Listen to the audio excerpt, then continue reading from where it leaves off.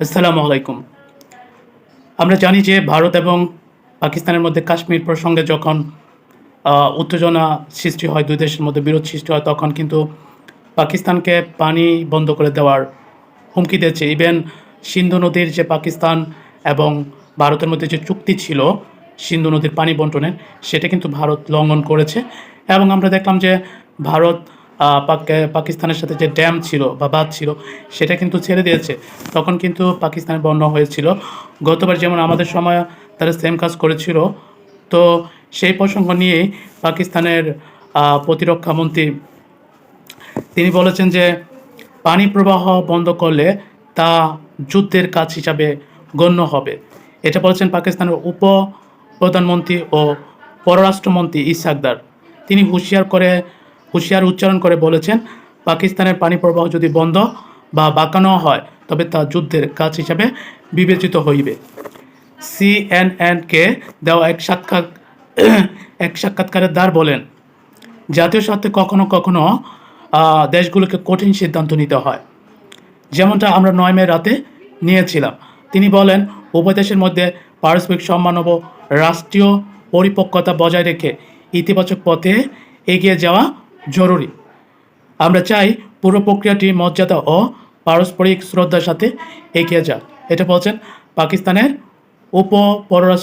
উপপ্রধানমন্ত্রী ও পররাষ্ট্র মন্ত্রী।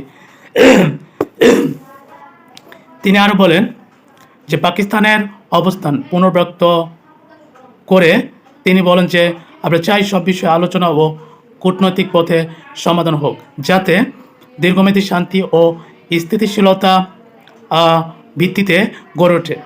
কাশ্মীর প্রসঙ্গে দার বলেন, এটি কেবল পাকিস্তানের দাবি নয়, বরং একটি আন্তর্জাতিকভাবে স্বীকৃত বিরোধ। মার্কিন প্রেসিডেন্ট ডোনাল্ড ট্রাম্পের মধ্যস্থতায় প্রস্তাব নিয়ে প্রশ্নের জবাবে দার বলেন, ট্রাম্পের এই প্রস্তাব অত্যন্ত গুরুত্বপূর্ণ। তিনি বলেন, এই দীর্ঘমেয়াদী বিরোধ নিরসনে যুক্তরাষ্ট্রসহ তৃতীয় পক্ষের সমর্থন দরকার। তিনি বলেন, এই সমস্যার সমাধান ২ দেশের যৌথ উদ্যোগেই সম্ভব। এক হাতে তালি বাজে না। একতরফাভাবে পাকিস্তান কিছু করতে যাবে না বা করতে পারবে না। ইশাকদার আরও বলেন, এই বিষয়ে দেরি করা মানে আরও জটিলতা বাড়বে।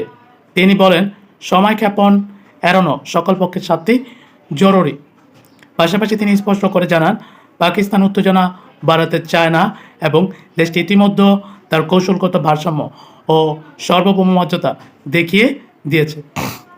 এই ছিল পাকিস্তানের উপপ্রধানমন্ত্রী ও পররাষ্ট্রমন্ত্রী ইশাকদারের বক্তৃতা। তো আমরা জানি যে ভারতের সাথে পাকিস্তানের যখন কাশ্মীর নিয়ে যুদ্ধ শুরু হইল, তার আগে থেকে ভারত তাদের সাথে যে পানি বন্টন চুক্তি ছিল সেটা কিন্তু রদ করে দেয়, বাতিল করে দেয়। এরপরে তারা পানি ছেড়ে দিয়ে সেই পাকিস্তানের কাশ্মীর অঞ্চলটাকে ডুবিয়ে দেয়। তো যখন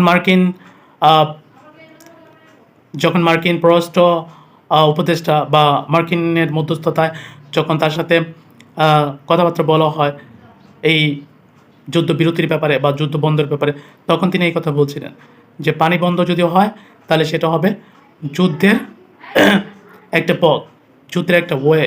ঠিক আছে, এর আগে কিন্তু আমরা শুনেছি যে পাকিস্তানের প্রধানমন্ত্রী বলেছিলেন যে যদি কাশ্মীর ইস্যুতে যদি ভারত পানি চুক্তি, সিন্ধু চুক্তি যদি রদ করে সেটা হবে যুদ্ধের সামিল, এবং পাকিস্তান ভারতকে গঙ্গা নদীতে সেটা রক্তে ভাসিয়ে দেবে।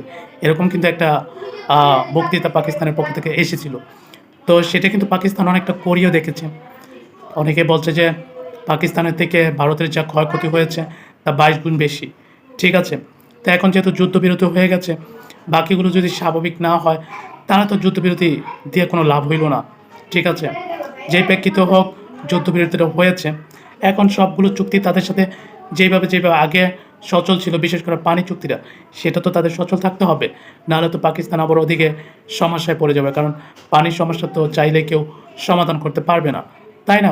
তো এই জন্য পাকিস্তানের পররাষ্ট্রমন্ত্রী তিনি বলেছিলেন যে পানি প্রবাহ বন্ধ করলে তা যুদ্ধের কাজ হিসাবে গণ্য হবে।